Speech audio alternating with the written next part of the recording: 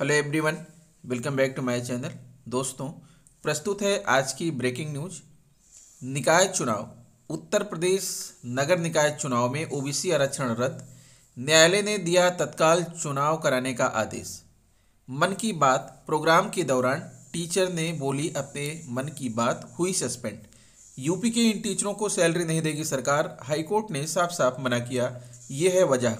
समाज कल्याण विभाग के संविदा शिक्षकों को नियमित करने की मांग, 4 साल कानूनी लड़ाई के बाद अभ्यर्थियों को मिलेगी नौकरी, क्या है विवाद।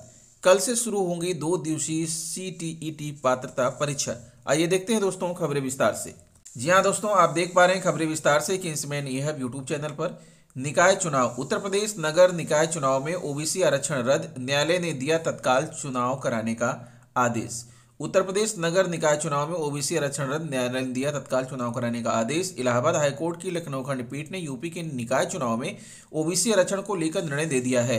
हाईकोर्ट ने ओबीसी आरक्षण को रद्द करते हुए फौरन चुनाव कराने का आदेश दिया है। कोर्ट ने सरकार की दलीलों को नहीं माना है। कोर्ट ने अपने फैसले में कहा कि ट्रिपल टेस्ट के बगैर ओबीसी को कोई आरक्षण न दिया जाए। ऐसे में बगैर ओबीसी को आरक्षण दिए स्थानीय निकाय चुनाव कराए जाएं। कोर्ट ने राज्य सरकार को ट्रिपल टेस्ट के लिए आयोग बनाए जाने का आदेश दिया। कोर्ट ने चुनाव के संबंध में सरकार द्वारा जारी गत 5 दिसंबर के अंतिम ड्राफ्ट आदेश को भी निरस्त कर दिया। न्यायमूर्ति देवेंद्र कुमार उपाध्याय और न्यायमूर्ति सौरभ लवानिया की खंडपीठ ने मंगलवार को यह निर्णय ओबीसी आरक्षण को चुनौती देने वाली याचिकाओं पर सुनाया है। कोर्ट में सुनवाई चलते रहने के कारण राज्य निर्वाचन आयोग की अधिसूचना जारी करने पर रोक लगा दी गई थी। मामले में याची पक्ष ने कहा था कि निकाय चुनाव में ओबीसी आरक्षण एक प्रकार का राजनीतिक आरक्षण है। इसका सामाजिक, आर्थिक अथवा शैक्षिक पिछड़ेपन से कोई लेना देना नहीं है। ऐसे में ओबीसी आरक्षण तय किए जाने से पहले सुप्रीम कोर्ट द्वारा दी गई व्यवस्था के तहत डेडिकेटेड कमेटी द्वारा ट्रिपल टेस्ट कराना अनिवार्य है, जिस पर राज्य सरकार ने दाखिल किए अपने जवाबी हलफनामे में कहा था कि स्थानीय निकाय चुनाव मामले में 2017 में हुए अन्य पिछड़ा वर्ग ओबीसी के सर्वे को आरक्षण का आधार माना जाए। सरकार ने कहा कि इसी सर्वे को ट्रिपल टेस्ट माना जाए। सरकार ने यह भी कहा था कि ट्रांसजेंडर को चुनाव में आरक्षण नहीं दिया जा सकता। सुनवाई में हाईकोर्ट ने सरकार से पूछा कि किन प्रावधानों के तहत निकायों में प्रशासकों की नियुक्ति की गई है। इस पर सरकार ने कहा कि 5 दिसंबर 2011 के हाई कोर्ट के फैसले के तहत इसका प्रावधान है। कैसे होता है रैपिड सर्वे। रैपिड सर्वे में जिला प्रशासन की देखरेख में नगर निकायों द्वारा वार्डवार ओबीसी वर्ग की गिनती कराई जाती है। इसके आधार पर ओबीसी की सीटों का निर्धारण करते हुए इनके लिए आरक्षण का प्रस्ताव तैयार कर शासन को भेजा जाता है। जाने क्या है ट्रिपल टेस्ट। नगर निकाय चुनाव में ओबीसी का आरक्षण निर्धारित करने से पहले एक आयोग का गठन किया जाएगा जो निकायों में पिछड़ेपन की प्रकृति का आकलन करेगा। इसके बाद पिछड़ों के लिए सीटों के आरक्षण को प्रस्तावित करेगा। दूसरे चरण में स्थानीय निकायों द्वारा ओबीसी की संख्या का परीक्षण कराया जाएगा और तीसरे चरण में शासन के स्तर पर सत्यापन कराया जाएगा। मन की बात प्रोग्राम के दौरान टीचर ने बोली अपने मन की बात, हुई सस्पेंड। प्रयागराज में रविवार को पीएम नरेंद्र मोदी के मन की बात कार्यक्रम के लाइव प्रसारण के दौरान बीजेपी विधायक से उलझने पर सम्मिलित स्कूल अरैल के प्रधानाध्यापक पर गाज गिर गई है। बीएसए प्रवीण कुमार तिवारी ने प्रभारी प्रधानाध्यापिका कल्पना त्यागी को तत्काल प्रभाव से सस्पेंड कर दिया है। बीएसए ने अनुशासनहीनता और जनप्रतिनिधि के साथ दुर्व्यवहार करने पर कार्रवाई की है। यूपी के सहायता प्राप्त माध्यमिक विद्यालयों में कार्यरत तदर्थ एडहॉक शिक्षकों को वेतन देने से सरकार ने साफ मना कर दिया है। हाईकोर्ट में दाखिल एक याचिका में 14 दिसंबर को मांगे गए जवाब में सरकार की ओर से माध्यमिक शिक्षा निदेशक डॉक्टर महेंद्र देव ने पक्ष रखा है।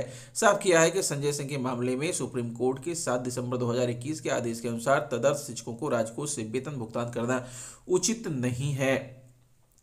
सुप्रीम कोर्ट के 26 अगस्त 2020 के आदेश पर तदर्थ शिक्षकों को उत्तर प्रदेश माध्यमिक शिक्षा सेवा चयन बोर्ड की टीजीटी पीजीटी 2021 शिक्षक भर्ती परीक्षा में अवसर दिया जा चुका है, जिसमें केवल 40 तदर्थ शिक्षक सफल हुए थे। लिहाजा से शिक्षकों के वेतन भुगतान की जिम्मेदारी राज्य सरकार की नहीं है। सर्वोच्च न्यायालय के आदेश के आलोक में ऐसे तदर्थ शिक्षकों के भुगतान का दायित्व प्रबंध तंत्र का है। मानदेय पर अब तक नहीं हो सका निर्णय। तदर्थ शिक्षकों के मानदेय पर अब तक निर्णय नहीं हो सका है। माध्यमिक शिक्षा निदेशालय की ओर से तदर्थ शिक्षकों को निश्चित मानदेय पर रखने का प्रस्ताव शासन को भेजा गया है। मानदेय पर रखने के लिए जो 3 फार्मूला सुझाया गया है उसमें सरकार पर 1 अरब 20 करोड़ से लेकर 2 अरब 41 करोड़ तक का सालाना व्यवहार पड़ने का अनुमान है।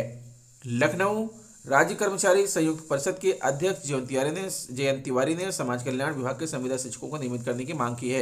उन्होंने कहा कि वर्ष 2008 से 2016 तक नियुक्त सभी प्रोक्त व एलटी ग्रेड के संविदा शिक्षकों को नियमित किया जाए। वह संगठन के जियाबाऊ स्थित कार्यालय में समाज कल्याण जनजाति विभाग एसटीएस संविदा शिक्षक एकता मंच की बैठक में बोल रहे थे।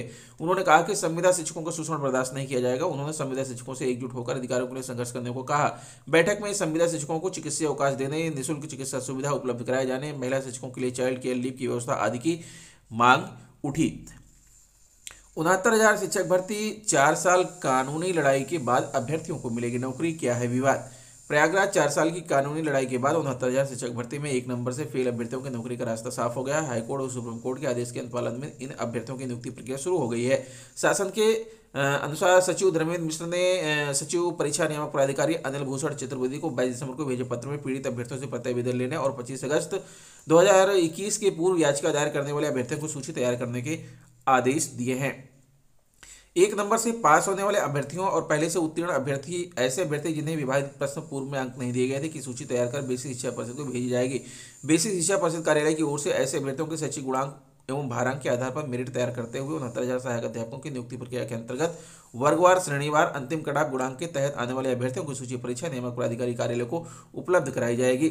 इस सूची के आधार पर 2 महीने में चयन प्रक्रिया पूरी होगी। इस संबंध में सचिव परीक्षा नियामक प्राधिकारी ने एनआईसी से संपर्क किया है। अभ्यर्थियों का दावा है कि 1 नंबर से फेल हो रहे 1,000 अभ्यर्थियों को इसका लाभ होगा। हालांकि सूत्रों की माने तो इस आदेश का सर्वाधिक लाभ उन शिक्षा मित्रों को होगा जो 1 नंबर से फेल हो गए थे। गौरतलब है कि 69,000 भर्ती की लिखित परीक्षा 6 जनवरी 2019 को कराई गई थी। क्या है विवाद। 69,000 शिक्षक भर्ती परीक्षा के बुकलेट संख्या एल की प्रश्न संख्या 60 में पूछा गया था। द्विशैक्षिक प्रशासन उपयुक्त विद्यार्थियों को उपयुक्त शिक्षकों द्वारा समुचित शिक्षा प्राप्त करने के योग बनाता है, जिससे वह उपलब्ध अधिक साधनों का उपयोग करके अपने प्रशिक्षण में सर्वोत्तम को प्राप्त करने में समर्थ हो सकें। यह परिभाषा दी गई है। इस प्रश्न के चारों विकल्प गलत थे। इसका सही जवाब ग्राहम बाल्फोर है, लेकिन परीक्षा नियामक प्राधिकारी के विशेषज्ञों ने वेलफेयर ग्राहम को सही मान लिया था। इसको लेकर दाखिल याचिका में हाईकोर्ट ने 25 अगस्त 2021 को बेसिक शिक्षा विभाग के अधिकारियों को उन अभ्यर्थियों का परिणाम घोषित करने का आदेश दिया जिन्होंने इस प्रश्न को हल करने की कोशिश की थी। हाईकोर्ट के आदेश के खिलाफ प्रदेश सरकार की ओर से दायर स्पेशल अपील को सुप्रीम कोर्ट ने 9 नवंबर को खारिज कर दिया था। नई दिल्ली केंद्रीय शिक्षक पात्रता परीक्षा सीटीईटी 2022 की परीक्षाएं 28 दिसंबर 2022 से शुरू होंगी। केंद्रीय माध्यमिक शिक्षा बोर्ड सीबीएसई ने इस संबंध में सोमवार को नोटिस जारी कर कहा कि परीक्षा के लिए कुल 32.45 लाख उम्मीदवारों ने पंजीकरण कराया है। बोर्ड ने 28 और 29 दिसंबर 2022 को सीटीईटी आयोजित होने वाली सीटी परीक्षाओं के लिए एडमिट कार्ड जारी कर दिए गए हैं। 28 और 29 दिसंबर की ये परीक्षाएं 74 शहरों में 2 पालियों में 243 केंद्रों पर आयोजित की जाएंगी। इन परीक्षा केंद्रों पर कुल 2,59,013 उम्मीदवार शामिल होंगे। वहीं परीक्षा के अंत तिथि घोषणा भी सीबीएसई द्वारा जल्द ही जारी की जाएगी। दोस्तों, ये रहा आज का ब्रेकिंग न्यूज। आशा करता हूँ वीडियो आपको अच्छी लगी होगी। अगर वीडियो अच्छी लगी तो प्लीज़ हमारे चैनल को सब्सक्राइब करते हुए बेल आइकन को प्रेस कर दीजिएगा। मिलेंगे आपसे नेक्स्ट वीडियो में कुछ नई जानकारी लेकर। तब तक के लिए नमस्कार।